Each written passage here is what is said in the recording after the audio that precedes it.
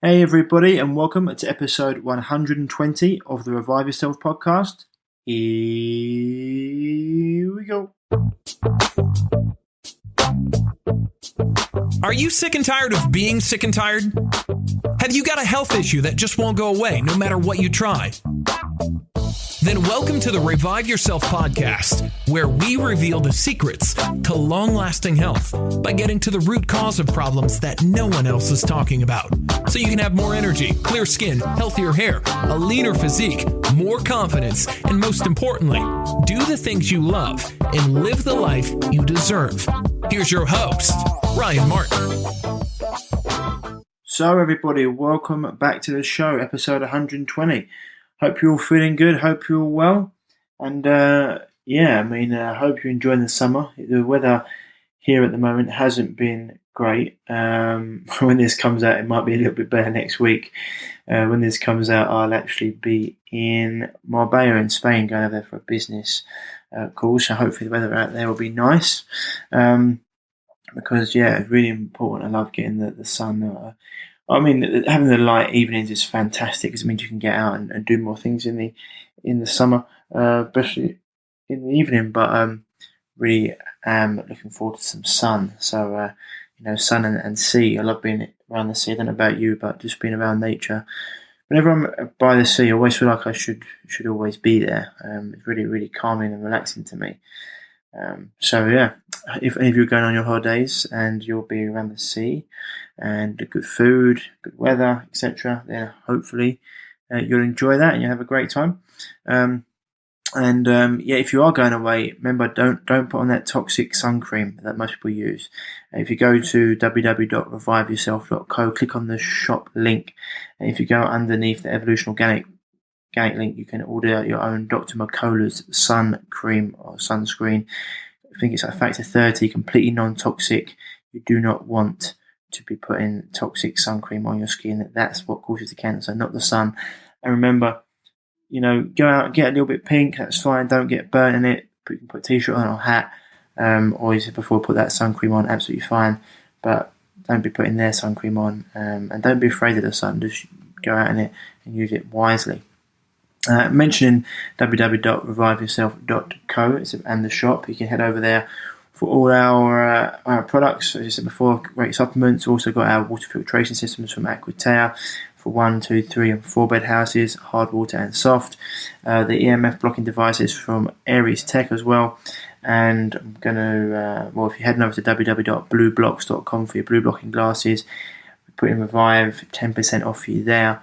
And also essentialoilwizardry.com, small letters Revive. You get 10% off there for any of the best essential oils in the world.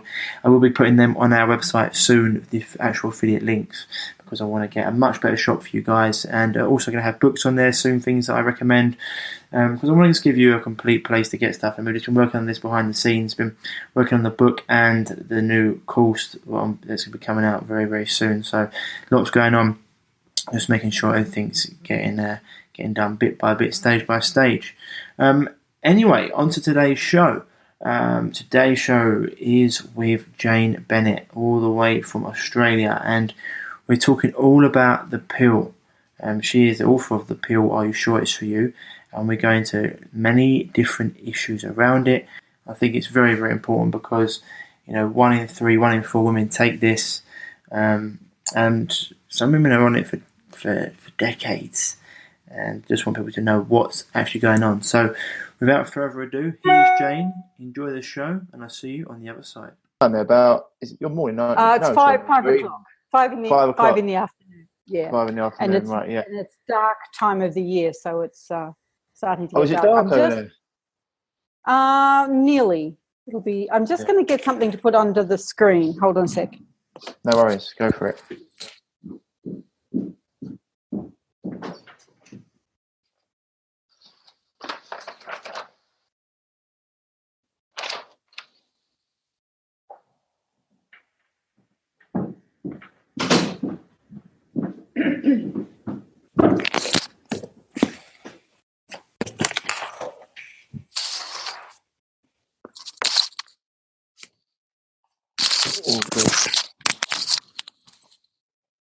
Always a bit of a thing getting the That's all right.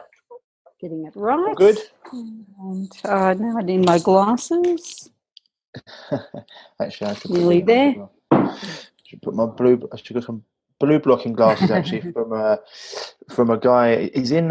He might be in Perth. He's a guy called Andy Manth. He makes some really good blue blocking glasses for the. Oh yes, these are too. Oh, yeah, perfect. Yeah, perfect.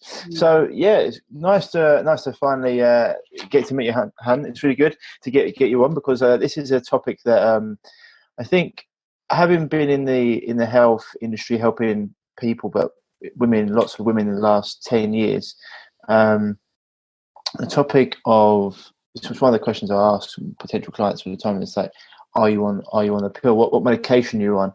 And sometimes women are on it so long and they actually even forget to mention it. It becomes that. Exactly. It becomes an issue. And when I actually go into that, I'll give them a few articles to read. They're actually blown away by how dangerous or how much it can actually affect their health. And this is so. I just want, like today, really, just to give people as much information as possible on it, because look. Don't sit here and scare people, but I want them to have the information so they can make the right informed choice. And exactly.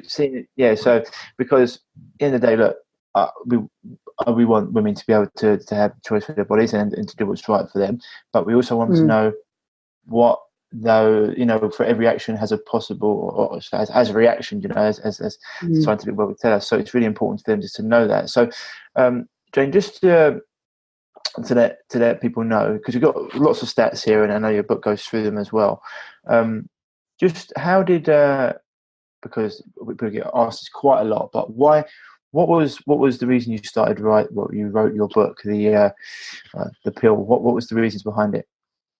Sure. I've been involved in natural fertility management for many years before that. And I'll just give you a little bit of background to that because it helps explain why I wrote the book. In my mid-20s, I learned about fertility awareness methods of understanding my fertility and being able to use that information for the purpose of contraception.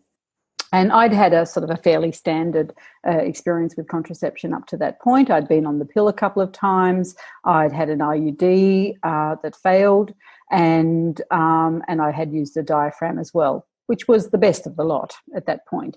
And then I learned about natural fertility management, and was encouraged by my new boyfriend at the time. Because we both were interested in those methods, we would take that responsibility and try that for ourselves. And so I met with a woman called Francesca Naish, who I still work with now, who was doing this program in Sydney, and got information from her and charts and so on, and went home and started charting my cycle, taking temperature, checking cervical mucus, writing down various symptoms every day. And over the first month, the second month, I started to see this amazing pattern come really sort of out of the page and really show me very clearly what my various symptoms were that could help me understand when I was ovulating, leading up to ovulation, which of course is key. And so I started to use those methods for contraception and used them very successfully throughout my fertile life, as well as to conceive when I wanted to conceive. So, I obviously became very passionate about that. And I felt in that process, for many years, up until deciding to write the book, The Pill, Are You Sure It's For You?, that women really were just not getting the full information about understanding their bodies, understanding their fertility, excuse me, really just for the purpose of then being able to make choices. For some reason, we're kind of encouraged that, well, we're too busy, let's do it the easy way.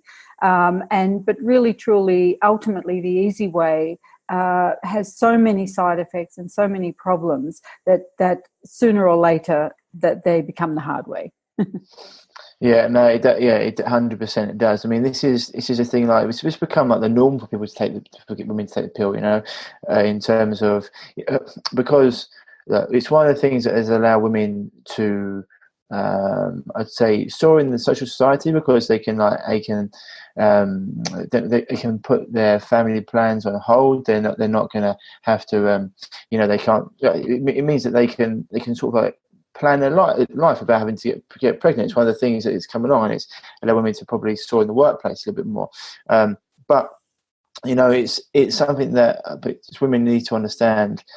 Because there's so many natural methods they can use that really don't get talked about that much. I mean, one that was brilliant is I listened to I can't remember her name, Jolene Brighton. She's got a good book out. I'm trying to think. She's another person who talks a lot about the pill, and she said looking at the stats, and it was like literally the pull-out method has a 96% success rate. And so and obviously you get different things, and we can go into that, but 96% compared to 99%, it's a very, very huge method. It's very, very good. So just different background. In the UK, the pill was introduced in 1961. Just got some stats here for people. That was Enoch Powell, quite a famous prime minister we had back in the day, but he was health minister at the time, NHS, and it was from the FPA, the Family Planning Association. And in the USA, it was introduced in 1960, and then it says here by 2002, 11.6 million US women were on the pill. By far the most popular form of contraception, and it's like a 99% reliability if used correctly.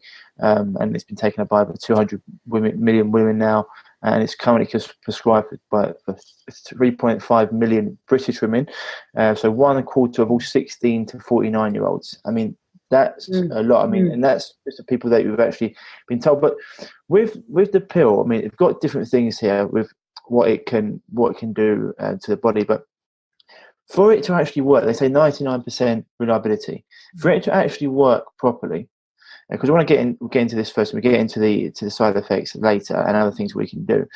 For it to actually work properly, women have to actually be taking it regularly, right? And isn't that something that can sometimes, I mean, people can forget to take it, and then totally, and then you're getting the negative aspects without any of the benefits. There are a whole lot of ways that actually prevent the pill working properly, and one of them is forgetting. But there's a whole lot of other ways as well, and one of which is if you're a little heavier in weight, it reduces, because it's the same drug for women of all different weights. So as you can imagine, it can make a difference what your weight is. And I actually, off the top of my head, I can't remember the exact weight that it starts to change, and it's not especially heavy. It's just in the 70 kilos something. That it starts to reduce the effectiveness. That's one example. Ill health can reduce effectiveness, and as you say, timing can reduce effectiveness. But there's a number of other interactions with other drugs can reduce the effectiveness. Now it's interesting. In the usual stats that we see, it is, as you say, around 99%. That's what I would call, and as you quoted, if it's used perfectly. Now, the perfect rate is if you're living in a laboratory, everything else is equal every single day, including temperature, and someone's giving you this drug at exactly the same time every day. Now, none of us live in a laboratory, or certainly not for very long. So the actual user success rate is more like 93, 94%. So in that sense, you would expect, 6 or 7 women per 100 per year getting pregnant while using the pill. Okay. So, when you compare that to sort of other methods, condoms used properly, again, people vary with how well they use these things, has a sort of a fairly similar success rate. I hadn't heard the statistics around the withdrawal method that you mentioned as 96%. I'd heard that somewhat less, but still, as Dr. John Gilbo, who I don't know if he's still in the field or he hasn't retired, but he was sort of very high up in family planning in the UK for many years, and he said a couple that use condoms properly will have a far greater effectiveness than somebody who's more half-heartedly using the pill. And 100%. one of the so I guess the point of this is not so much that we just I need the whatever method has the best percent. We've actually got to look at what do these methods involve. where am I in my life? What am I needing? Am I needing contraception every day of the week? Am I needing it just sometimes? Am I combining this with a degree of fertility awareness so that I might just use barrier methods when I know I'm fertile or I think I might be fertile? So because there's a whole lot of different ways. And when we think of, particularly for women, when we're fertile for, say, 35 to 40 years of our life, and we may not be sexually active all of those years, but for that time, we're going to be in a lot of different situations. We're going to have a whole lot of different health needs.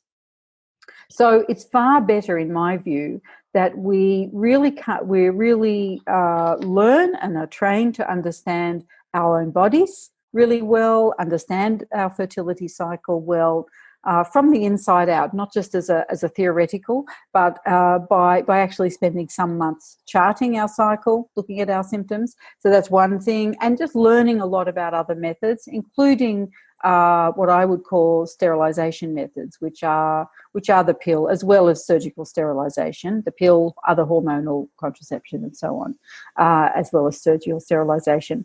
So if we understand all of those, we understand the various effectiveness rates as far as they go, whether they're the user rate or the perfect rate. We understand side effects, and we have conversations with our partner, so that we're making these decisions together. When we take all of those factors into account and then choose what we're going to use or what combination we're going to use, we will then have the best effectiveness rate, which sounds more complex, but it doesn't have to be. It's like choosing what we're going to eat every day. Well, no, it's down to the individual, right? Rather than just mass prescribing a pill, because it's easy to do that. It's, take this. It's just doctors spending time with their patients, talking to them, seeing what they need, what's going on. And so I actually want to get into what the pill does, but just because we're going to go on other questions that I know you're going to go into, but just for people out there. So it's like when you look at some of the stats, some of the things that are increased when people are taking the pill, for example, women taking the pill. So blood clot risk and stroke is increased when a woman is a smoker, and particularly a smoker after the age of 35. It also impairs muscle gains. It increases the risk of breast cancer in premenopausal women, increases the risk of cervical cancer. It may keep testosterone unavailable for women, and for like physiological needs, causing long-term health problems, including sexual dysfunction. And since the year 2000, death rates in women between the ages of 35 and 44 have increased. And like the research in this fact cites significant increase in those that use the birth control pill as a possible contributing factor. And so these are just things that people need to understand and how much it is actually impairing them. But I wanted to go into 100% just for people out there, because got questions here, because you said before, what it does when it's combined with other medications that a lot of people are on, and then going into how it affects ovulation and what they can do. So all these I want to get into. But first of all, just for people out there, because people think, probably got quite a layman's or quite a simplistic view. What does the pill actually do to the body? There are a few somewhat different formulations. It's more or less the same combinations of a synthetic estrogen and a synthetic progesterone mostly, and sometimes it's a synthetic progesterone alone, which is called progestin, but that's splitting hairs. But there's some different formulations, and then different things are thrown in to have different effects. So there is some variation, but by and large, what the pill, and I just want to qualify that I often use that term to cover other forms of hormonal contraception as well. Okay. Sometimes a woman might go back to her doctor and say, "Oh, look, I think the pill's affecting me this way and this way. It's it's not agreeing with me," and they might say, "Oh, okay, well, let's try an implant, or let's try the patch, or a vaginal ring, or an injection." Really, they're the same. They're also synthetic hormones. So while they may not be going through the stomach and they're going directly into the bloodstream, which can make a difference for some women, it's still the same stuff. So just for ease, we'll use the pill as the generic term. But if I need to say something specific, or you do, we can do that as well. So forgotten your question now, having I was just explained saying, that right. so what does the pill actually do to the body? Like what is like Yes. the main thing it does? Sure. So it switches off ovulation is the main thing it does. So a woman is not having a normal, healthy cycle. And so while on the pill that you actually take as a pill, most pill packets have a week of placebo pills, and a woman will have a bleed during that time. What that bleed is actually a withdrawal bleed from the drug. It's not a period resulting from an ovulation. And that's a misunderstanding that many women who take the pill have. They don't realise that it's actually switching off their whole fertility cycle, which is how it works. It also impacts the cervix and the mucus produced by the cervix, which is a very important aspect of fertility, so that it changes that so it won't be supportive of sperm, so it can actually block sperm. But also the effect, if someone takes the pill or uses other forms of hormonal contraception for long term, the cervix atrophies, so that it ages the cervix prematurely. So in many instances, women who after having taken the pill for sometimes a couple of decades are wanting to conceive, one of the problems they might experience is that their cervix and the cervical mucus cells aren't working properly in order to be able to support the whole process of delivering sperm up into the uterus and to the fallopian tubes. So that's another way it works. And a third way that it works is it changes the way that the endometrium functions, so that if perchance there is an ovulation, and if perchance that egg is fertilized, then the lining of the womb, called the endometrium, won't be hospitable for an egg to implant. So, I mean, there's quite a lot of things you've touched on there, and it's like a tree. I always say to a lot of my guests, it's like a tree. There's so many ways we can go with this, because, all those things you just mentioned there, how are they not going to impact a woman's health? Like, you're literally changing your hormonal profile, or what your body's meant to be doing at that certain time, especially that's a period of life. And period as well. I always say to when clients come to me, I say, men, we've got 4 ways of detoxification. Women have got 5. Both sexes have got breath, stool, urine, and sweat, and then women have also got the menstrual cycle. If you stop the period coming out, it's stopping the flow of toxins coming out. And women's bodies are meant to have enough resources for 2 people, not just one, like us. I always say, like, men are like pickup trucks. You can smash us to pieces and eventually we'll break down, because we've got a much more robust hormonal profile. In general, women are more like Ferraris. They look fantastic, but once a month they have an issue, and they need a lot more care and attention, because that's what they think. And one of these things, it seems like it's quite a brutal thing you're doing to the body to throw it out of whack, and to stop that happening. Stopping that happening. I mean, this is one of the things. It's very simple to take it and to not get pregnant, but all these things you said. No wonder reports women just feel like they're not themselves on it. It may not be straight away, but have you heard of women saying that after a while, I just started to come on gradually, and I just didn't feel like myself? It felt like I had a cloud over my head. Very much, yeah. Yeah, and very common. Is that so? Yeah, very common. So it's sort of like or like their mood changed, their demeanor changed. I mean, what was I going to say? Because I've had that in people before. They've said to me, I used to be happy-go-lucky, and now everything just seems like, it feels like I'm running through treacle. Yeah. Why does that happen? There are many changes, and as you rightly said, the impacts that I mentioned, that where the pill will affect, those particular things that will help it work for contraception. These synthetic hormones are moving right throughout the body, so every single organ is impacted. Now, in the natural menstrual cycle, every organ is impacted as well, because we have a changing hormonal profile throughout the month. But this is a natural cycle. So the interesting thing is with the pill, with other hormonal contraception, it's the only drug we take, other than perhaps recreational drugs, but we'll put that aside for now. It's the only drug we take to impact a healthy function. And our reproductive system is a healthy function. Now, I fully understand the incredibly important reasons that women and couples are wanting to use contraception that's effective. That's obviously, really important, and I really totally get that.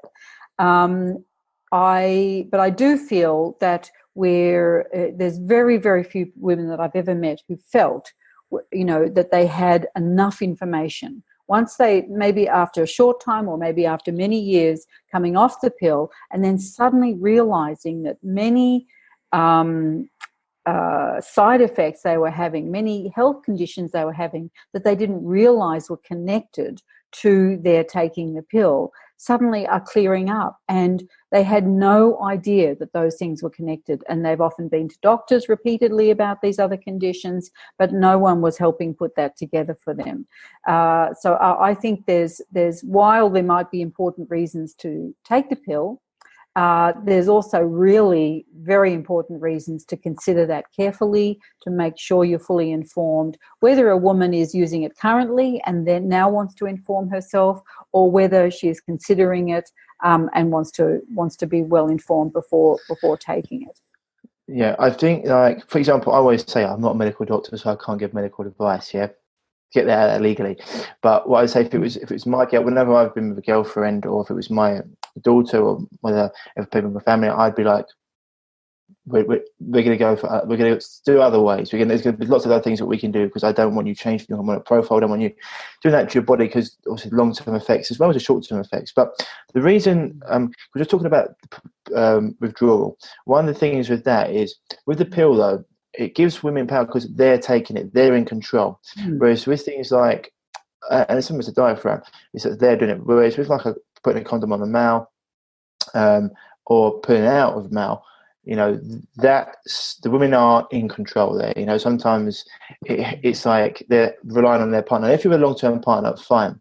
But if it happens to be something that you've come into like a random sexual encounter, it sort of covers their bases, which I can completely understand. And that's probably something that it's for women out there, they don't want to have an unplanned pregnancy, especially with something, because, and we can go into different things of like society. Is it great just to be having one night stands and what that can do anyway? Because, at the end of the day, I do think the family unit is something that should be lauded rather than abolished. I think it becomes seen studies for all sorts, but it does give them the power, but it does come with side effects there. And as you said, like one of the things mentioned, because I want to go through some of the things, because we've got we've got like a few things you mentioned there. So they can be that they're not feeling themselves, and there's other things. I mean, you can go into these things yourself, but the problem as well with taking the pill, I mean, this is the thing, because people, you said before, it takes them out of that being healthy. It's one of the only things you do to take yourself out of being healthy, which is almost ludicrous. And then people wonder why. They know they can put on weight, or they feel tired in the morning. They haven't got that vitality, and it can. Well, the other thing that they've seen, the studies have shown, is that it changes women's sexual preferences. Now, this is really, really interesting. It's something that they did a study, and they did this with chimpanzees. They've also noted it in humans now as well. So when a woman is ovulating and she's not on the pill, she'll go for someone who's like a man who's more like an alpha male, someone they see as someone like quite a strong person, quite a sexual. Someone. What's that show that everyone's been watching? Game of Thrones. I can't remember the character in it, but they also listening to someone over there. So they'd be going for someone like that, and they're like Maximus Meridius, where his name is Gladiator, like going for like the traditional sort of like alpha male type. When on the pill, that changes, and they go for people that are not like that. And then funny enough, they've seen that women that have been on the pill and met their partner on the pill, when they come off, they can lose sexual appeal for that person. And they're almost like that fog's been removed, and they're like, I'm not actually sexually attracted to this person. I don't know if you've seen those studies. Oh, I have, and if you don't mind, I'd like to explain them a little bit more. I'm imagining this is the same study that you're talking about. Is what they found is that being on the pill changes our sense of smell, and our sensitivity to the pheromones of if in case of heterosexual women, the men we're meeting. So normally, without using hormonal contraception, we're attracted to someone who has a very different immune system the opposite, to right? ourselves. Yeah, so that the opposite, should we have children, our children will have the maximum possible immunity to different things in the environment, because that was there's a lot of bugs. Whereas if you're on the pill, you tend to be attracted to someone with the same kind of immunity. And this is all through smell, obviously totally unconscious.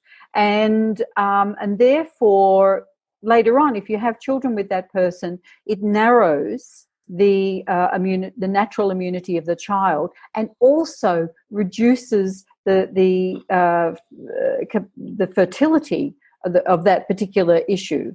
Reduces the capacity to conceive, not completely by any means, but it does. And then if a woman comes out, maybe they get happily married, they have a great time for a few years, decide to have a baby, she comes off the pill, gets pregnant and so on. And then after a while she thinks, oh, he just doesn't smell very good anymore.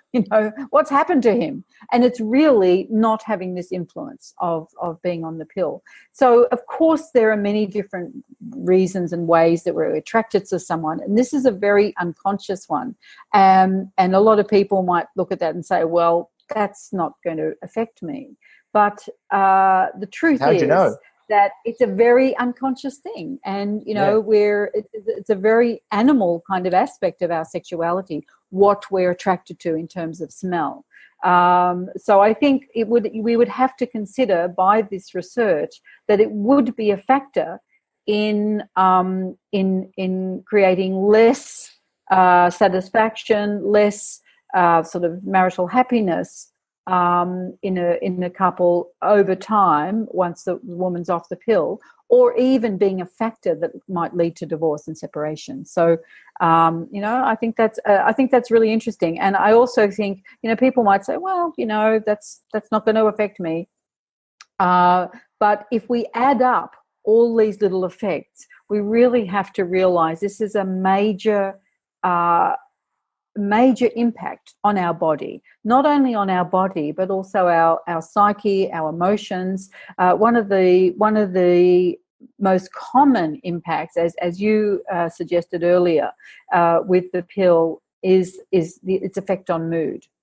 And having looked at many studies, I can't say I've unearthed them all, but all the studies I've looked at that do look at the impact of the pill on mood. Sometimes they're just looking at that. Sometimes they're looking at several things.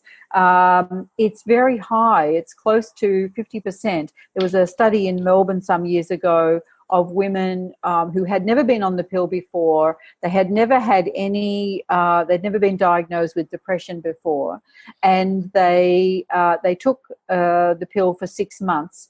And almost half of them had clinically recognizable symptoms of depression after 6 months, which, we would not allow any other drug onto the market that did that.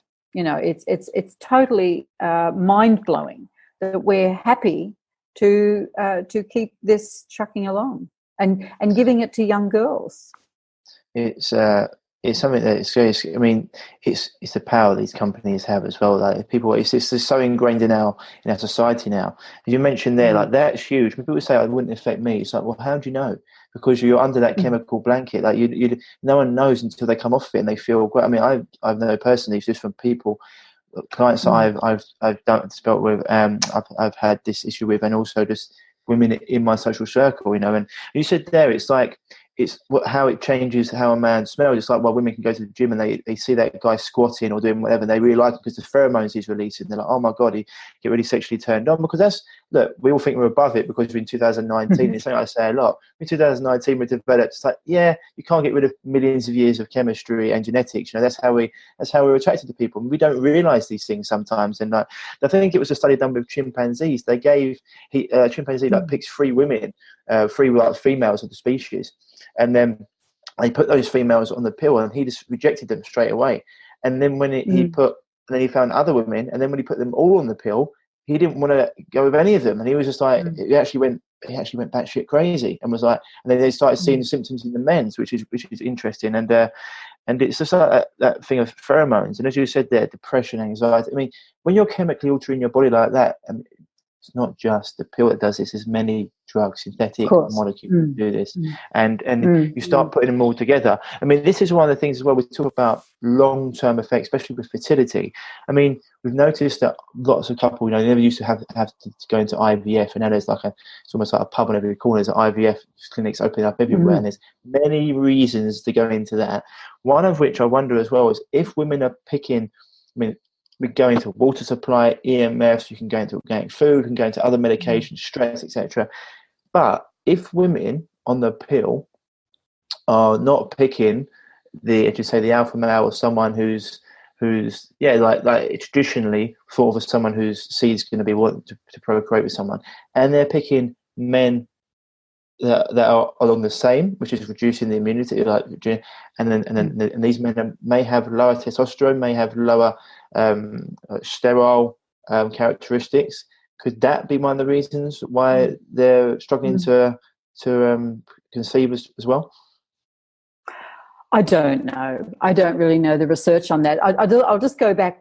Perhaps this will help to something you mentioned before around, this is not so much on the scent and picking up the scent, but there has been research with women who aren't on the pill, who, and a lot of women report this, that they're particularly sexually motivated around ovulation.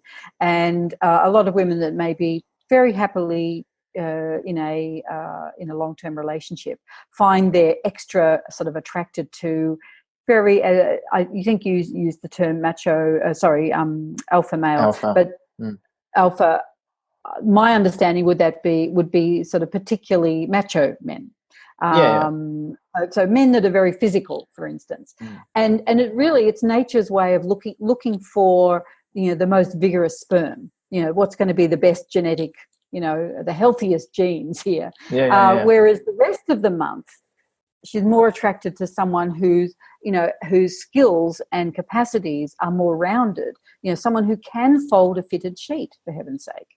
Someone who can, they can share their life with, and in all sorts of ways, is more of interest the rest of the month. Now, it doesn't mean women act on this, but it's they often report that kind of attraction. Well, that's nature, right? That's nature at its finest. It's just nature finds a way, and it procreates. This is why. So I talk about men. It's like, are they just hound dogs, or is there something in their brain that they almost don't compute? Same with women. Like when it happens, you can try to. This is the thing I would say.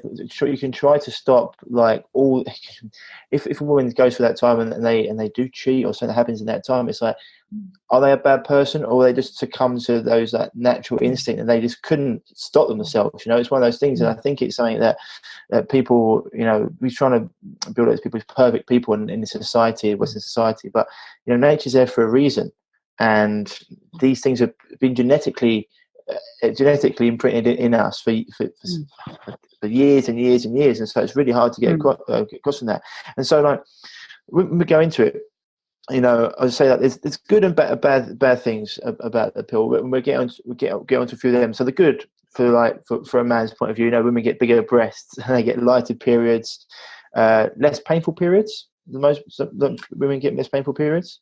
Yeah, it really depends on where they are when they start. For some women, it's used as a therapy to help them be lighter and easier, and for some women that works, but it's not necessarily. Okay, I've got more predictable periods. Well, yes, that's because you're having the withdrawal bleed. So I stop it now, and I know I'll bleed. Yeah. Cool. The next day. Other things they use it for, like obviously like not having to worry about getting pregnant and being sexually sort of carefree, and also better complexion of the skin. A lot of people will use that, which we can get into. And as parents, if their child's taking contraception, that they've got to worry less. They probably think it makes the kid more responsible. They don't know the medical risks. And they've probably got a denial mechanism of like, oh, they're taking it so they're more responsible, even though it's not. So a few things we go into there, like when we talk about, because women get given this for their skin, etc. But there's something that I heard. I think it was a term I heard, which was like post pill symptoms, or post pill. I can't remember what it was called. And it's like, what can happen? Syndrome. Post pill syndrome, yeah. And what can happen to women after it happens? Because when they're on it as well, have you ever noticed? I mean, afterwards they can get this, but even when they're on it, have you ever heard of women saying that their sexual energy is missing? Oh yeah, absolutely. And I'd like to explain that a little bit. And this is and it's not everyone, but this is also a very common side effect of the pill, which is sort of a dark joke, is that one of the ways the pill works is it makes you uninterested in having sex. Right, yeah. And the reason for this, or the reason we think, and there could be a number of things, is that in women who are taking the pill, there's a compound called the sex hormone binding globulin, and what that does is it attaches to testosterone in the body, and women do produce testosterone as well, not in the same quantities, but we do have it. So it attaches to testosterone and takes it out of our system. Women who are on the pill have 10 times the amount of sex hormone binding globulin than women who aren't on the pill. Women who were on the pill but have been off it for 12 months still have 4 times the amount of sex hormone binding globulin than women who have never been on the pill. So there is some thinking that perhaps in some women it never goes back to what it was before you took these drugs. I've heard that. So and testosterone is closely related to mood as well as libido. And libido is not just, feeling like sex right now. It's also the spark for life, that real interest in, I'm enthusiastic about this and I feel really good about that and I want to create this and I want to go and see my friends. It's that spark we have for life. So if we're, if we're really putting a major dampener on that, we just feel, flatter, more bland. We're just, as you mentioned earlier on, a lot of women on the pill feel just not really themselves, just a bit off. And I'll tell you one story about a woman that we did include in the book, I met her when I gave a talk in Sydney. And it was a whole sort of naturopathic conference, and she worked for a company of sort of health products, and so she and I was there talking about the impacts of hormonal contraception. So she was listening from the back of the room, and she says, as it went on, she said, oh my goodness, she'd been on the pill 20 years, and she went tick, tick, tick, tick, tick, all these health symptoms she was experiencing and having trouble with, she could see were on that list of side effects from the pill. So someone introduced me to her after the talk, and we had a chat. And as I said, she'd been on it for 20 years, and with the support of another naturopath who was there, who was local to her, she decided to come off the pill. And she did some work with a naturopath just to help sort of support her system in that process. I then saw her 6 months later at a similar event, and she came up to introduce herself again. And I have to tell you, I didn't recognize her. She looked so different. Her skin was completely different. She told me, she felt so different. For many years, she thought that was just her, that she was just a low-level depressive. She just had this, I'm not very sparky. She thought it was her, that she didn't have any libido. At this time, I think she'd already met the man who became her husband by then, and she was, she got her libido back, and many of her health conditions had really cleared up or were on the way to clearing up. And I think, and one of the things she said is a few days, and I think this is really the most poignant thing about this whole story, is a couple of weeks after she'd stopped taking the pill, she said she woke up one morning and she said, oh, I feel really strange. What is it? It's really, really weird. And then suddenly she realized she felt happy. Amazing, yeah. The fog had lifted. Mm-hmm. The fog had lifted.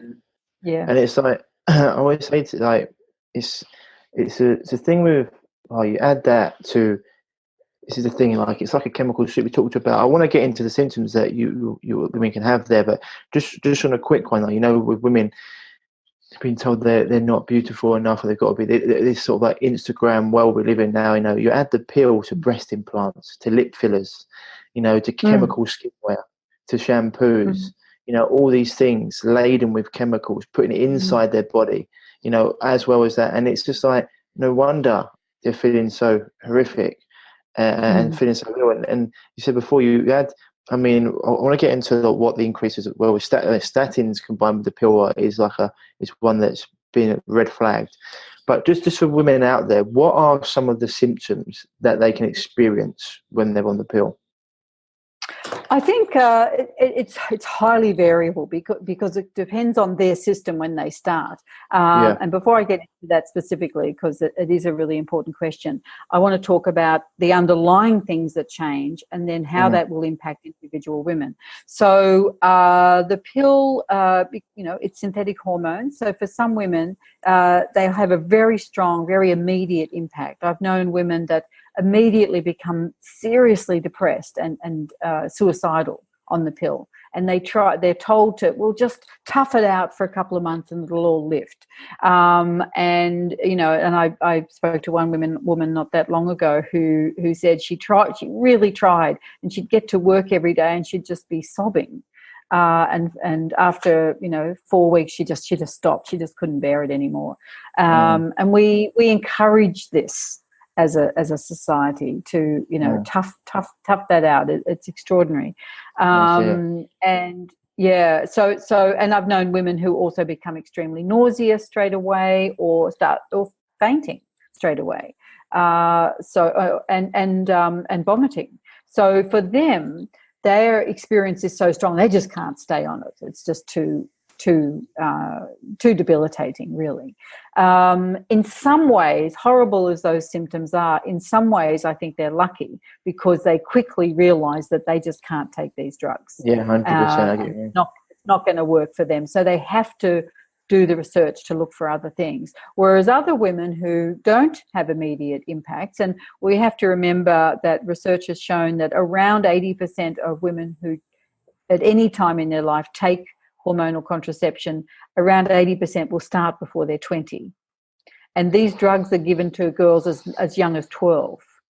And quite a high percentage have started. Yes. 12. Often for period problems at that age, and in some cases not. But quite a high percentage before they're even sort of legally adults. So if you imagine being a teenager, still, do you remember being a teenager? We're getting to know ourselves. We're questioning, our values. We're trying to understand the world and the people around us and what's true for me and who I am. Imagine doing that under this hormonal cloud. We're already got intense hormones, but if we're adding that as well.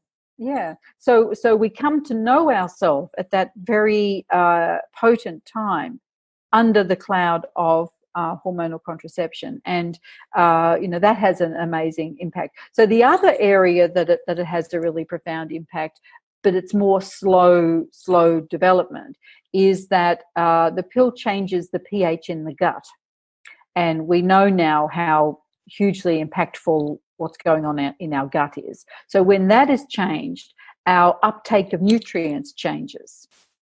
And so a lot of nutrients, no matter how good a person's diet is, a lot of nutrients will become more and more depleted in the body, and some will be overly represented. It sort of will work the other way. So it'll be out of balance. And, even if a woman on the pill takes, really thinks she's very health conscious and really tries to be very health conscious and maybe takes certain supplements, it'll still be out of balance because her gut isn't able to, isn't in a natural state, isn't in its healthiest state. So this will impact her gut, her capacity to absorb nutrition, and over time, and if we think that most are starting in their teens, and most girls in their teens are sort of in optimum health. I mean, they might be eating a lot of takeaway or something, but we all know that we in most cases we bounce back, like a rubber ball in those years. So we're starting with this sort of bouncy health of youth. But over time, this will, our basic good health will diminish, and our tendencies for certain conditions, whatever they are genetically, whatever our own weaknesses are, will then start to rise to the surface. And that's why there are so many different side effects to the pill, and some that just seem so totally unrelated. The pill will, in someone who has a tendency toward sort of headache and migraine, it will really exacerbate that. In someone who needs to wear glasses and wants to use contact lenses, a lot of women on the pill, they can't use contact lenses. It makes it too something in it affects the moisture in the eye and the tear ducts, and changes that so that it becomes very gritty and they can't use contact lenses. There are many, many side effects that won't kill you, but just are really uncomfortable and difficult. Yeah, it's something that needs. Yeah, I mean, just so people, women out there experience it, they think, something's wrong. They don't understand that these are all say side effects, unwanted effects that come with this pill, and it's something that when you go through life, you want to, especially these are like your most vital, the years where you should have the most vitality, and if you're taking a pill at 12 years old, and the things that it can be doing to you, if it's impacting your gut microbiome, like you're saying, and stopping the regulation of nutrients, it's also going to probably be stopping like serotonin production, melatonin production. It's going to be impact. Yeah, your mental and emotional health is intrinsically linked to your gut health, and no wonder it impacts your mental and emotional health. And so these are really like big issues that parents and people going on this need to understand, especially because women, they're on this stuff for decades, sometimes 2 decades. And then so I just mentioned before, so we've got post-pill syndrome and things like that. But actually one of the things I wanted to ask before we go into that was, when this pill is mixed with other drugs, one in particular was statins. Have you looked into the impact that can have on someone? I have to say I haven't. I haven't particularly seen that research, but what I have seen, which is related to that, is that women who are on the pill long term, it has a significant impact on their arterial plaque, right?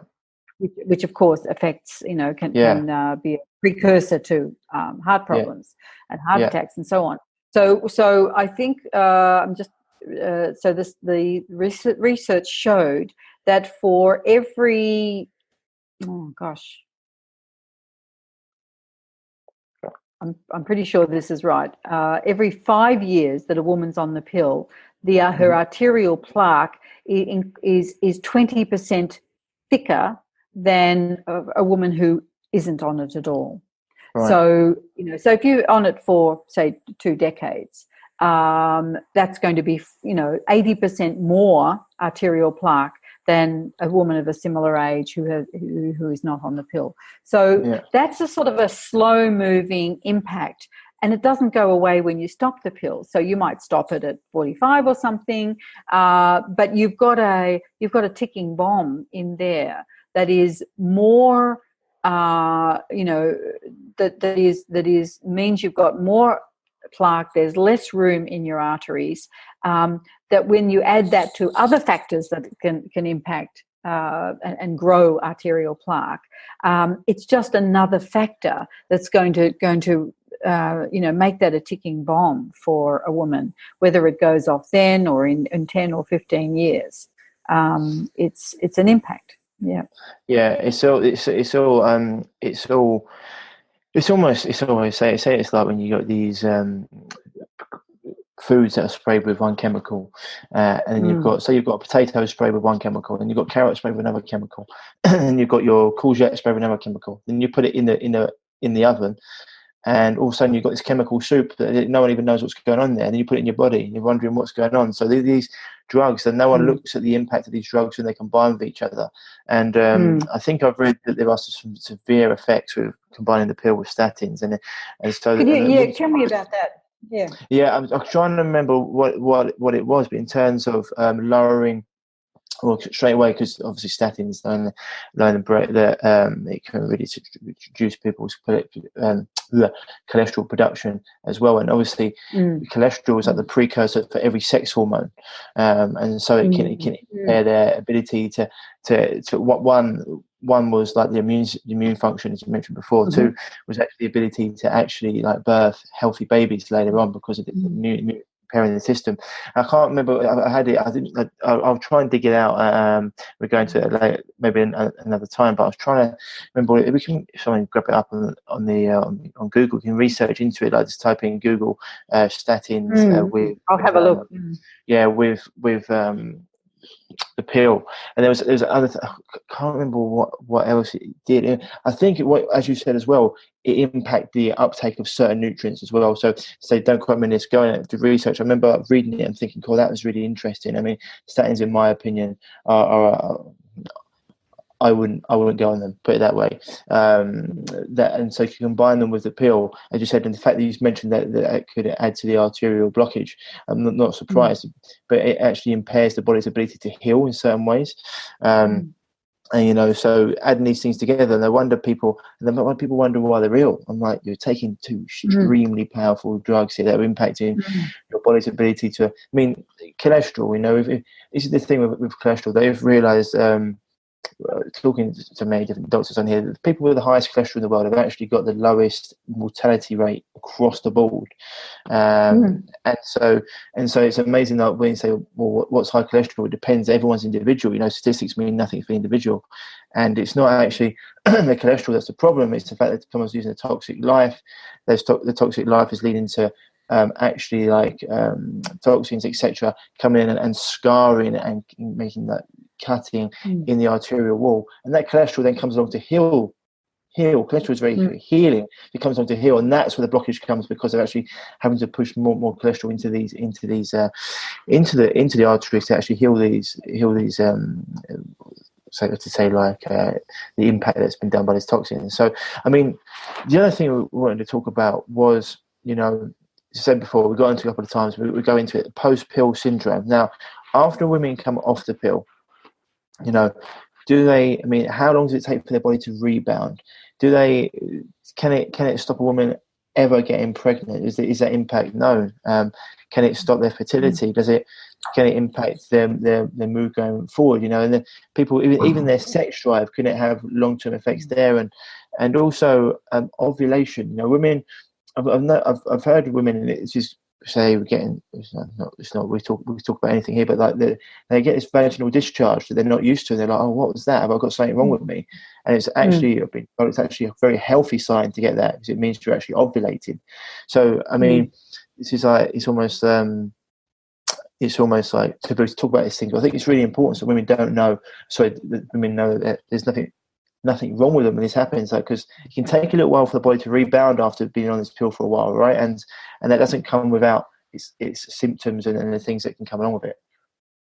Yes, that's right, and it will depend very much on the individual woman and how long she's been on the pill.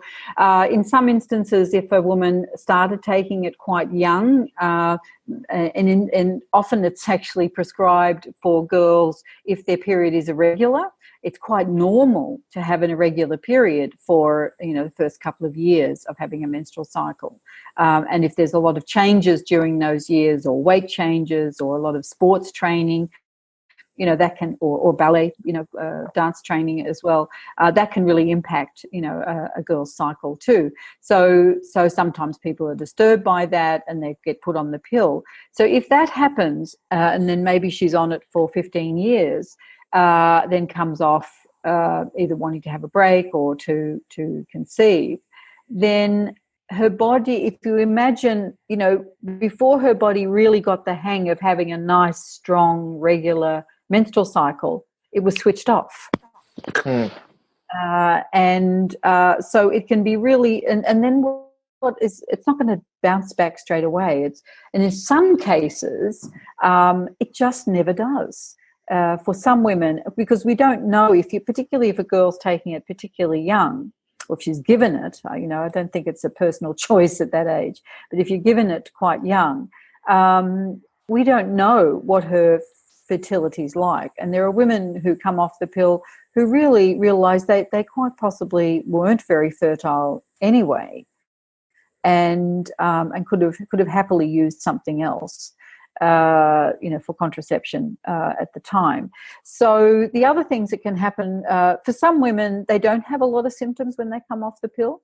But for others, they might be afraid that the, really strong cramps are going to come back, or really heavy bleeding is going to come back. But of course, if it's 15 or 20 years later, many things in their body have changed. And I would just suggest, for a woman wanting to come off the pill, that she really think about, what health therapies, what therapies, what health practices, what good health practitioners, particularly in women's health and reproductive health, are available that can help her with natural therapies, with good diet, with a number of things, and certain, whatever physical exercise appeals to her. But some yoga can be fantastic with a good yoga teacher to help get her system really moving in a very sort of healthy, rhythmic, and positive way. It can be. There's not many women who bounce back and feel like, oh, it's all happening beautifully straight away. And nor should a woman come off the pill in order to try and conceive straight away. That she should leave that at least for a few months, because after many years on the pill, her nutritional status is going to be down. So as you can imagine, as you mentioned earlier, women are built to be able to feed two. And in order to feed two and really give a child the best start possible, to build their body in the best way possible, we want our nutrition to be optimal rather than okay for an adult to get by in the world. We really want it to be as good as possible. So I would suggest to people, if they're coming off the pill in order to want to conceive, to give themselves, at least a few months, and I would suggest a good 6 months, and really pay careful attention to their health, both for the mother and the father. Because even though a sperm is a very tiny thing, the health of the sperm makes a huge difference to the health of the baby. And we know that in the case of miscarriages, the cause of miscarriages is around at least 50% because of unhealthy sperm. So it's important. 100%. I always say to people, this is not. It's like what women clients who are trying to get pregnant. It's funny how many people women come in my program and they've got a health history, etc., and they've always been struggling. Or even we deal with women who have been trying IVF for years, and they put all the things that we've been at my program minimum are like 4 months. They put everything in place, and they're like, right, I feel pregnant. I'm like, no wonder. Like, you've taken all this stress off your body. And you're giving it the right nutrients, you've increased your internal health, your gut microbiome, your immune system, and you're relaxed. It's one of these things you said earlier. It's like a badge of honor nowadays to be stressed in this society. To be like, yes. I go to bed late and I get up early. It's like, well, how conducive is that to health? I always say to people, you don't see, a rattlesnake with endometriosis or alligator with PCOS. These are all things that we've got because we're living outside Mother Nature's rules. And as you mentioned, I think it's really, really important for women to have that time, because even if you got an egg and it's fertile, you truly want that egg to be as healthy as possible, and to give that child the best chances. And so 3 to 6 months minimum of getting yourself and your partner healthy, so you can produce a healthy baby and to clean yourself of toxins. It gives healthier you are, the healthier baby is going to be, right? And so that's a really important thing you said. Then also, they're still going to be detoxing all these chemicals and changing the hormonal profile as they come off it. I mean, and some people are so fertile that they come off it and boom. But it's one of the things they've got to realize is, you've got, it's about giving yourself and baby that best chance. And so, doing everything you can. And it's something that people always say this as well. Women looked at research, and even after they've had a child, it generally takes about 3 years to even fully get back to where they were before that. And women have children quite a lot, quite quickly, and it's like, how much that takes out of the body. It's why a lot of women, they have a child and they get ill because they've literally given that child all of them. They've literally done. And so, really important for women to take care of themselves. I think it's like, and now in today's world, it's where it's just this madness of saying men and women are the same, and we're humans, so we're more similar than not, but we're very different. It's like, have you ever met a man or a woman and realized how different we are in hormonal profiles? Like, women are not meant to be everything a man is. They're meant to be everything a man isn't, and same. And so it's very important for me to understand that and to give themselves that time, that rest. They're very yin and yang, are very different energies, and they complement each other. You understand where you're coming from. This is why, so a lot of people as well, go on to the pill. You'll see things like, again, to one of the women that listened to the stories, that she'd come off the pill and she had extremely bad skin, so acne, but wasn't even acne. It was her back, it was on her bum, so her back knee, bum knee, whatever you want to call it, all over. And this was a symptom of coming off the pill. And actually, doctor was quite holistic in things. He said, "This is what's happened. We need to just go through this and get. This is unfortunately something they're going to have to work through, and worked on the nutrition, worked on stress management, everything, and over a while it disappeared." She's like, right, but these sort of things can happen after the pill. But sometimes people go on the pill. For example, if we spoke to many women, or dealt with many women have like endometriosis or PCOS or even like ovarian cysts because of the pill. Have you ever dealt with any women like that? I heard many stories about those sort of issues. Yes, the pill can certainly exacerbate those conditions because I think anything that's introducing hormones, which we know are incredibly powerful in incredibly tiny quantities. The hormones in our body are measured in parts per million, billion, or trillion in the body. So and I heard an analogy of a part per billion is 1 drop of gin for 40 train carriage, not train carriages, those tankers, train tankers of what do you put gin in? Tonic. So 1 drop for 40. That's the power, and yet that has an impact at that tiny percentage. So for us to with a cavalier attitude, just to we'll add this one, or we'll change this one, or we'll give you this one for decades at a time is really playing havoc with things that we, even endocrinologists would very happily say that their field of endocrinology is in its infancy. We're learning new things about hormones, what hormones do in the human body all the time. And yet we're using this very blunt instrument. There was a man, if I can remember his name, he was one of the fathers of the pill, Carl, I'll remember it later. He was in Melbourne speaking in the 90s, and that was, a good 30 years or so since he was involved in the research that brought the pill to market.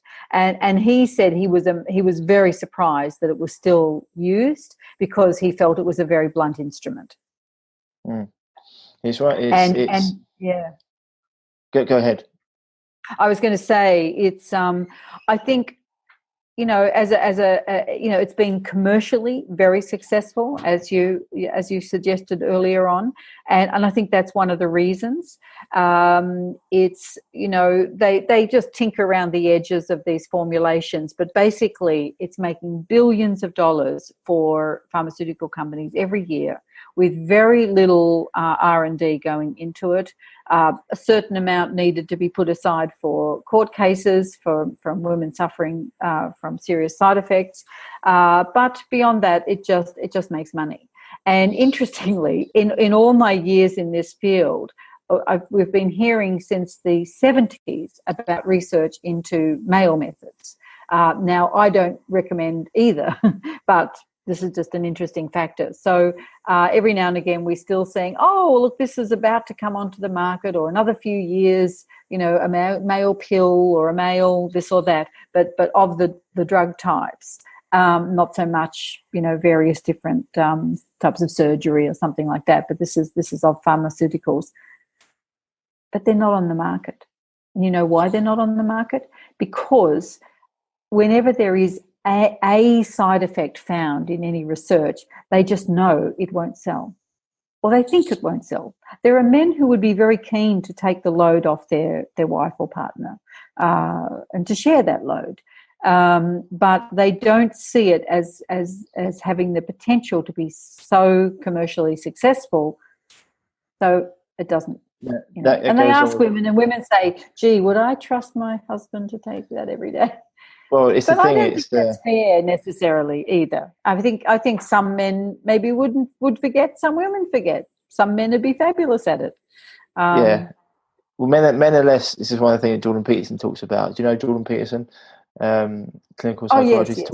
Yes. He talks about men are just less agreeable, like in general. Like over this, so like men just are like, no, I don't want to do that. Whereas women are like, oh, well, okay, maybe for the. So it's just the way it is. Not everyone, but like men are less agreeable. But it's we talk about how hormones affect us. So hormones are playing a huge impact. And I they've noticed that the alligators in the wild now, the hormones in the water are affecting them so much. The alligators' penises are actually not long enough to impregnate the female alligators. That's how much hormones can be different. And they turn the fish all into hermaphrodites. So hormones are huge.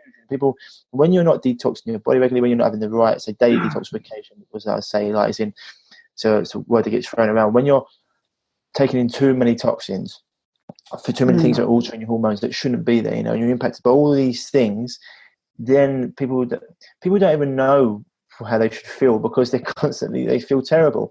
So one of the things I'd ask you is, we're going to get into what other options, but first, if women are on the pill, what are some of the things they can do to maybe offset the side effects as much? I mean, is there a particular diet that they can eat? Is it, have you noticed like any sort of dietary things that they can do, or is it mainly like, well, you just got to sort of grit your teeth and go through it? I mean, but surely having like an organic diet, or free of allergens and inflammatory foods, and maybe then putting things like cultured foods or fermented foods in the gut, having a probiotic, taking things that can maybe strip out the extra maybe estrogen that's going in. I know. Would this help?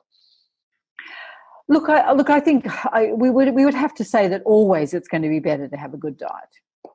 Yeah. Always that's going to help.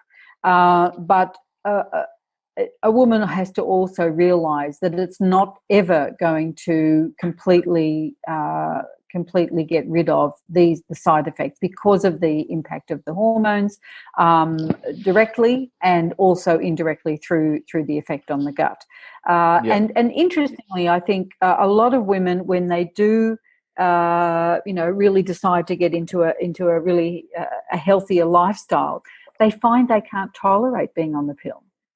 It's not even sort of an intellectual decision. It's actually, it just starts to feel really wrong, and they just become more sensitive to what it's doing to them, and don't want to be on it anymore. So that's often very common.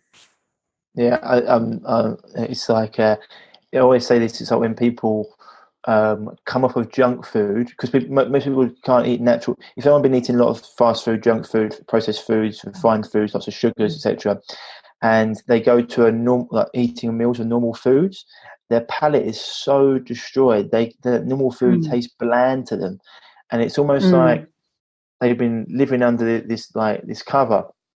And so you say to them sometimes to clients like, John, your palate will change. If you want to get to it faster, what we can do a little fast, do like a little 24-hour fast. Then tell me what sauteed spinach with butter and salt tastes like to you. It tastes phenomenal compared to like, because having that veil lifted. And so once that veil has been lifted, it's completely different. It's almost like when you've been in the dark room and the light comes in, like, oh my God, it's amazing what they're different, the impact it can have on you, because you've been living in under such a almost like this living in its false reality, or what you think is normal. It's normal for you because that's what you've been going through. But once you take away the things that are causing these issues, then it's amazing how you can feel. Most people don't even know what it's like to feel healthy, to feel vital, to have good food. And so when they do that, it's a game changer. And this is just so for women out there, we've touched on a few things. Okay, so because when women can only get pregnant when they're ovulated, correct? People out there? Yes. So things that women can do, and couples can do to stop the likelihood of them getting pregnant is, we've got this mentioned condom barrier method. I'm not a big fan of the insert in the arm. Are you? No, good. It's the same thing. Crap, same thing. Really. Same thing. Same thing. Yeah. Same thing. Totally. Yeah. So I mean, and it just feels, no thanks. But things they can do. But one of the things natural methods is like abstaining from sex during the times that women's in ovulation. Would that work? Well, it does. We would always recommend, and some couples really decide, yes, that's what we're going to do. They really want to flow with that. And of course, it doesn't stop a couple from being close, and it doesn't stop other sexual activity. Is it hard? Yeah, that's the thing. That's the thing I was going to say to you. Because it can be quite hard to keep your hands off of someone when that thing. But is it? Well, you just got to be creative. Yeah, they've been creative, right? Yeah. So that's the thing people can do. Go dancing, go to a movie, and go to dinner. Yeah, exactly. No, exactly. But sorry, I just want to add something to that. But I would always recommend that even if a couple decides that that's what they want, that's what they plan to do, is to have some barrier methods available, because you never know when there's a situation where they really want to make love. It might be that one of them's going away for a while. It might be that they have a big argument and want to make up. And you then don't want that restriction of, oh, well, we can't, because that's more difficult emotionally. So they may make that decision, but have something on hand just in case. Would be my recommendation. And are there any barrier methods you think are healthier, better? I mean, for me, from a male perspective, I know a lot of these condoms have spermicide in, which I'm not a fan of. So you can get organic and natural condoms. And as you man, can, I was going to say, as a man, I've got no issue wearing them. But go ahead. What was you gonna say? Well, there's a lot of different kind of condoms, and there are some people are allergic to rubber. And there are medical grade sort of plastic condoms. Yep. There are some that are looser. I think the Japanese have. I haven't tried them myself, but I don't need them anymore. But apparently they've got really fantastic, very very hard to feel, and very very comfortable condoms. But I, partly probably because of my age, when diaphragms were much more popular when I was younger, and I loved a diaphragm. I thought it was fantastic because when you needed it, you used it. The rest of the time, nothing. And I would suggest if a couple understands and knows how to use a range of barrier methods, then they can choose that. They're not going to then get really tired of one thing and then think, let's just not use that and take risks. They then can mix and match. Yeah, I mean, and things like a condom as well. It's just really easy. It's really cheap. You can stick them in a bedside cabinet or wherever. Put them in your wallet. Yes. And so this is the thing. One of the things you just touched on there, Jane, was your age. With the pill, have you noticed it impacting older older mothers, or pushing them into pre-menopausal symptoms faster, or anything like that around that? I can't say I've come across research around that. Okay. So I can't really comment. I do think that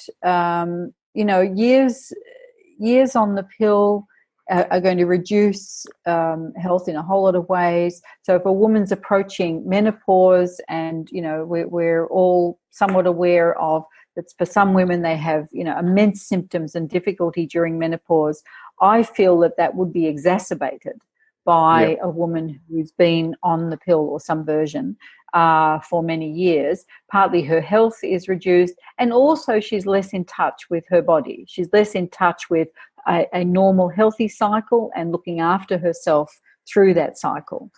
So she's less tuned in to, well, what do I need to do to look after myself now? She's less practiced at that process, so that when menopause comes along, it can be a real train wreck. Okay, yeah, I completely I completely agree. To be honest with you, it's one of those things. I just wondered if it's noticed, because it's amazing what happens when women come off the pills. So for you, what would be if you were to close it up, or say like your summary? How would you surmise this? What would you say to women that are on the pill, or to women that are thinking about going on the pill? I have two words that are key: informed choice. Right.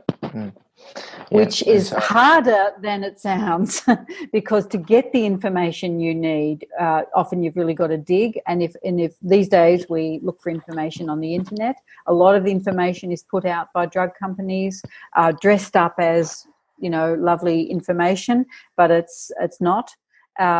So I think it really is worth putting some time into really understanding what, and hopefully a woman doesn't get the side effects, but really knowing beforehand what the side effects could be, so that she, if she starts to experience those, she's not then led down the wrong track of not realizing that that's connected to being on the pill, and may spend years on other medications or getting other treatments because really it was caused by the pill, and she could have not suffered that for many years. So being really informed, whether a woman is on the pill now or considering it, and part of that information is really understanding fully the options. And I like to break methods of contraception into three main categories. So we have barrier methods, which are condoms, diaphragms, female condoms, all that sort of thing. I would even cervical cap, I would even include spermicide in there. Yeah. And then we have fertility awareness methods, so that's which like include a range. Well, it's fertility awareness is kind of what I describe with Natural Fertility Management, is a brand, if you like, of fertility awareness. So it can be the two main methods in that, in most cases, are understanding mucus changes and temperature. Can be really fantastic. Temperature method, mucus. Yeah. And so a lot of apps that talk about that are little computers that are offering these methods. Really, they're usually just the temperature method. But I would always recommend that someone really understands how that works for themselves, rather than just rely on a computer. Anyway, they're all fertility awareness methods. And then the third category are sterilization methods. So the first two categories are fertility friendly. They're not impacting fertility. They're just getting cluey about managing fertility. Whereas the third category does impact fertility and does impact our health, because it's either temporarily or permanently, well, I can't think of another word than destroying right now, but impacting our fertility. And because we're doing that, we're also impacting our whole health, our whole being.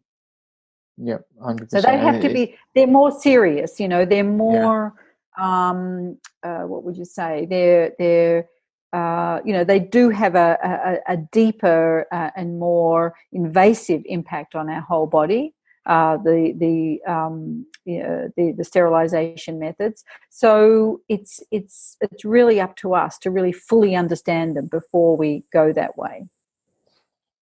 Yeah, 100%. As you said before, looking at all the different methods, and looking at the risks associated with the pill, like increased risk of cancer, fatal blood clots in the bones, impaired muscle gains, long-term sexual dysfunction, heart disease, etc. I mean, all these things I know you go into in your book. So where's the best place to find your book, Jane? I don't know about it in the UK in bookstores, but in any online bookstore will have it. All the usual, all the usual. Does it have its own website, or is it on Amazon? It's on Amazon. It's on Booktopia. I don't know what people are mainly using in the UK, but all of those places you can. Is it on Audible? Is it on Audible as well? Can people get? It is. They can get an ebook, so I'd say it is. I'm not totally up with all the different sites that it's available on, but a very quick Google would probably show it up. Perfect. And so where's the best place for people to find you, Jane, your information? Well, I have a website, JaneBennett.com.au. So it's JANE, the usual way, BENNETT. So it's 2 N's and 2 T's, .au. So they'll find me there, and they can get in touch with me from there if they want to. Can I sort of show what the book looks like? So that's the pill. Are you sure it's for you? Yeah. Perfect. And the pill. Are you sure it's for you? My co-author is an English woman who lives in Worcestershire. Okay, I might give Alexandra a little message and maybe get one too and have a little chat. Be good. That'd be great. Cool. Yeah, it's awesome. Well, Jane, been absolutely awesome talking to you. Any final thoughts, or are we covered everything? I think we've covered everything. I guess my message is always educate yourself, inform yourself, look after yourself, and awesome. And it'll go well. Thank you. Well, that's awesome, Jane. Thank you very much for coming on. I'm sure this has been like very informative for people out there, especially we have a big audience in America, Canada, across Europe, and actually for people in Australia and New Zealand. So thank you very much for coming on. Thanks, Ryan. Great to speak with you. And there we have it, folks. That was Jane Bennett, author of The Pill, Are You Sure It's For You? We will be getting Jane back on with her new book, Menstrual Revolution, I should say. A bit slower and a bit clearer for you guys. But we definitely want to talk to her about that as well, because this is a topic that we need to go into, because so many women around the world, as you've just heard, are taking the pill, taking different contraceptions, things that are altering themselves chemically and hormonally, and it leads to big health issues. So I hope you got lots from that episode. We covered a lot, but I wanted to cover a lot because I think it's a really, really important thing. This is a thing for all the guys out there as well. These are your girls. You need to take care of them. We need to look after them and make sure they're healthy. Make sure their body is going to be there for the long haul. Longevity.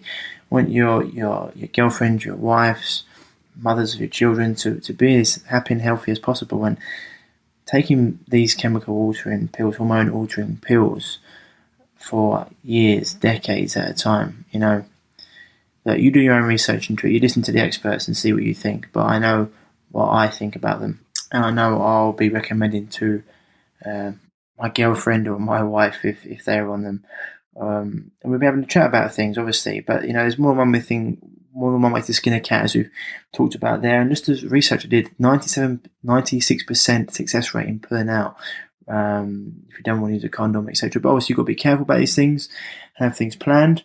But lots to go into there. So you have to listen to it again and go and get her book. And so before we'll be getting her back on to talk about her new book, The Menstrual Revolution. Awesome. Hope you enjoyed that. I hope you got lots from it. Let me know. As always, guys and girls, if you are dealing with a health issue, a chronic health problem, and you haven't been able to get the results or the reprieve that you want, then you can send me an email at ryan@reviveyourself.co, and we can book a call so we can have a chat about if and how we can help you. Or you can head on over to www.reviveyourself.co, click on the contact link there and fill out the fill out the form and I'll be in touch with you as soon as possible. We've also got our shop over there full of great products and supplements, etc. Nothing that I sell would be anything I wouldn't take myself or use myself. It's all about integrity. I think if you haven't got that, you haven't got anything.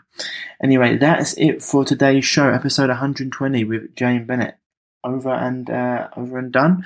But yeah, I want you to get out there and enjoy the sun. Hope you have got the sun with you, because I'm going to be trying to get out there and enjoy the sun as much as possible. But otherwise, guys and girls, that's it for this week. As always, stay happy, stay healthy, and I'll speak to you soon. Bye-bye. If you're struggling with gut issues, such as gas, bloating, constipation, diarrhea, indigestion, heartburn, and want to finally be able to eat the foods you love without the crippling after effects, then don't forget to head over to reviveyourself.co and pick up your free copy of The Healing Health Paradigm today.